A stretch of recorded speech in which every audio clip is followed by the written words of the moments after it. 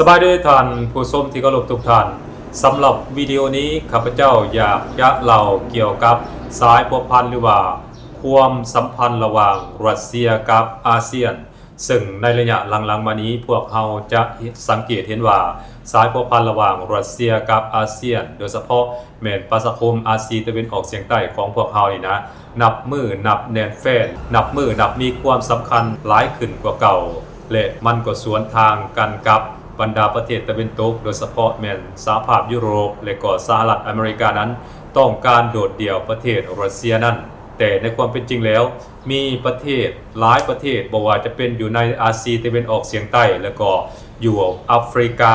รวมทั้งลาตินอเมริกานำล้วนแล้วแต่พากันเฮเข้าไปหาประเทศรัสเซียเป็นการใหญ่และมาฮอดปี 2026 นี้รัสเซียก็ได้เป็นเจ้าภาพจัดกองประชุมสายพัวพันทางด้านการทูตระหว่างรัสเซียกับอาเซียนขึ้นอย่างเป็นทางการงานนี้ก็มีผู้นำบรรดาประเทศอาเซียน10ประเทศนั้นต่างก็พากันแห่แหนไปเต็มขบวนเพื่อไปพบปะสังสรรค์ไปเจรจาไปขอความช่วยเหลือและก็ไปผูกมิตรกับประเทศรัสเซียเป็นการใหญ่ถือว่าเป็นขบวนใหญ่กันเลยทีเดียวท่านผู้ชมสำหรับการประชุมระหว่างรัสเซียกับอาเซียนในปีนี้ผู้นำของบรรดาประเทศอาเซียนนั้นต่างก็พากันเฮกันไปอย่างเอื้อกระเลิกเพื่อไปพบประธานาธิบดีปูตินแบบบ่เกรงกลัวอิทธิพลบ่เกรงกลัวรัศมีและก็บ่เกรงใจอเมริกาและก็บ่เกรงกลัวสหภาพยุโรปแม้แต่น้อยเดียวท่านผู้ชมและการจัดกองประชุมอาเซียนรัสเซียในครั้งนี้มันก็เป็นกองประชุมแบบพิเศษหน่อยหนึ่งท่านผู้ชมเป็นยังมันจึงพิเศษข้าพเจ้าว่ามันพิเศษคือในนั้นก็เพราะว่ากองประชุมอาเซียนรัสเซียในปีนี้บังเอิญมันจัดตรงกันกับกองประชุม G7 พอดีท่านผู้ชม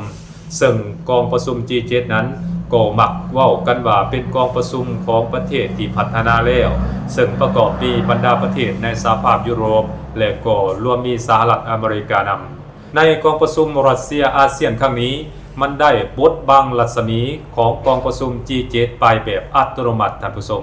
เป็นอย่างข้าพเจ้าจริงว่าในนั้นก่อนการเกิดกองประชุม G7 นั้นเซเลนสกี้ประธานาธิบดีของยูเครนนั้นก็ได้พยายามออกมาให้สัมภาษณ์ต่อหน้าสื่อว่าเขาเจ้านั้นหรือว่าเซเลนสกี้นั่นแหละท่านผู้ชมต้องการเจรจากับประธานาธิบดีปูตินโดยตรงในกองประชุม G7 ครั้งนี้และเซเลนสกี้นั้นก็ได้ห้องขอให้ผู้นำชาติ G7 นั้นเชิญเอาประธานาธิบดีปูตินเข้าไปร่วมกองประชุม G7 นำเพื่อต้องการพบหน้าพบตาหรือว่าเพื่อขอเจรจาสงบศึกยุติสงครามกับประธานาธิบดีปูตินพร้อมกันนั้นประธานาธิบดีเซเลนสกี้ของยูเครนนั้นก็ยังได้กล่าวเพิ่มเติมว่านอกจากกองประชุม G7 แล้วเซเลนสกี้เองก็ยังพร้อมที่จะพบกับประธานาธิบดีปูตินของรัสเซียบอกว่าจะเป็นอยู่กองประชุม G7 หรือว่าอยู่ประเทศสหรัฐอเมริกาเซเลนสกี้พร้อมที่จะพบและก็พร้อมที่จะเจรจาโดยตรงกับประธานาธิบดีปูตินของรัสเซียเพื่อยุติสงครามระหว่างกันที่มันดำเนินมาเข้าปีที่5แล้วท่านผู้ชมอันนั้นคือกองประชุม G7 และที่สำคัญกองประชุม G7 ในครั้งนี้นั้นบรรดาผู้นำของยุโรปและก็สหรัฐอเมริกานั้นต่างก็พากันมกมุ่นอยู่กับการหับมือหรือว่ากับปัญหาสงครามระหว่างรัสเซียกับยูเครนอยู่ท่านผู้ชมบ่มีการเจรจาบ่มีการสนทนากันเกี่ยวกับการพัฒนาเศรษฐกิจสังคมหรือว่าการแก้ไขปัญหาเศรษฐกิจภายในสหภาพยุโรปหรือว่าภายในบรรดาประเทศสมาชิกของสหภาพยุโรปแต่อย่างใดท่านผู้ชมโดยรวมแล้วประชาชนในสหภาพยุโรปนั้นก็กำลังได้รับผลกระทบจากการถดถอยของเศรษฐกิจในสหภาพยุโรปอยู่แต่ว่าการที่ประเทศสหภาพยุโรปจัดกองประชุม G7 ขึ้นมานั้นพวกเขาควรใช้โอกาสนี้ในการสนทนากันแก้ไขปัญหาเศรษฐกิจหลายกว่าที่จะเอาเรื่องของยูเครนหรือว่าอย่างก็อื่นว่าถือเอาปัญหาของยูเครนนั้นมาเป็นประเด็นสำคัญในการสนทนากันพวกเขาเจ้าผัดโบเฮ็ดเนี่ยนั่นพวกเขาเอาประเด็นของยูเครนนั้นเอาปัญหาการสู้รบกันของยูเครนนั้นมาเป็นประเด็นเลยบดบังการแก้ไขปัญหาเศรษฐกิจของประเทศตนเองโดยเฉพาะแม้ในสหภาพยุโรปนั่นท่านผู้ชมแต่ว่าสำหรับกองประชุมระหว่างรัสเซียกับอาเซียนนั้น มันแตกต่างอย่างสิ้นเชิงท่านผู้ชมในกองประชุมระหว่างรัสเซียกับอาเซียนนั้นบ่ได้กล่าวถึงการเหตุสงครามบ่ได้กล่าวถึงการสู่หบตบเซิร์ฟบ่ได้กล่าวถึงการซื้อขายอาวุธแต่อย่างใดท่านผู้ชมกองประชุมรัสเซียอาเซียนนั้นผู้นำของแต่ละประเทศบ่ว่าจะเป็นผู้นำของอาเซียนบ่ว่าจะเป็นผู้นำของประเทศรัสเซียนั้นต่างก็ได้พากันสนทนาต่างก็ได้พากันกล่าวถึงการดำเนินการซื้อขายการเหตุธุรกิจการลงทุนเนาะการแลกเปลี่ยนการถอดถอนบทเรียนทางด้านเศรษฐกิจและการร่วมมือทางการทูตที่สร้างสรรค์ร่วมกันหลายกว่าอันนั้นคือกองประชุมระหว่างรัสเซียกับอาเซียนพวกเขาเจ้าบ่ได้เว้ากล่าวถึงความขัดแย้งพวกเขาเจ้าบ่ได้ยกเอาประเด็นความขัดแย้งของประเทศเพื่อนบ้านแล้วเสนอให้อีกฝ่ายหนึ่งช่วยปรับปรุงแก้ไขอันนั้นคือผู้นำอาเซียนจะบ่เฮ็ดแนวนั้นหลายๆประเทศก็ได้พยายามแลกเปลี่ยนความคิดความเห็นแลกเปลี่ยนทัศนะมุมมองและก็ดึงดูดการลงทุนจากอีกฝ่ายหนึ่งโดยเฉพาะแม่นบรรดาประเทศอาเซียนนั้นก็ได้พยายามดึงดูดการลงทุนจากประเทศรัสเซียนั้นหลายขึ้นโดยเฉพาะในขอบเขตที่รัสเซียนั้นมีท่าแห้งและก็เป็นขอบเขตที่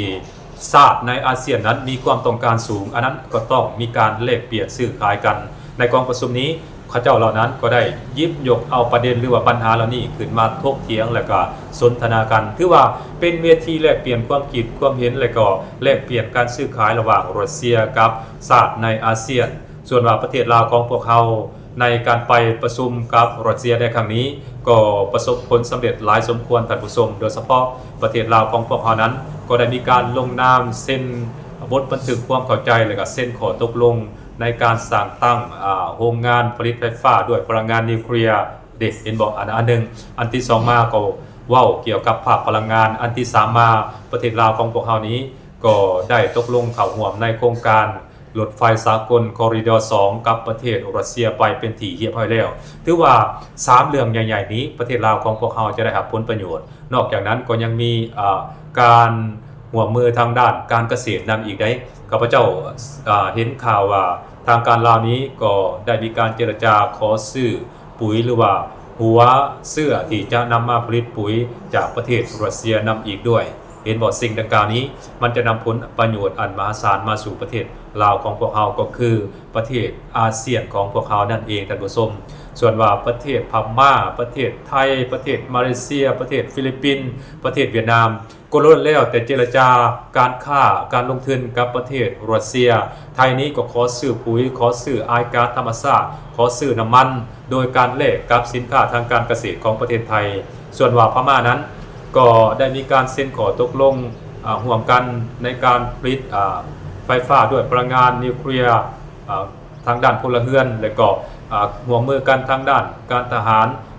ร่วมมือกันทางด้านการพัฒนาทางเรือนำเลิกเด็กสำหรับฟิลิปปินส์มาเลเซีย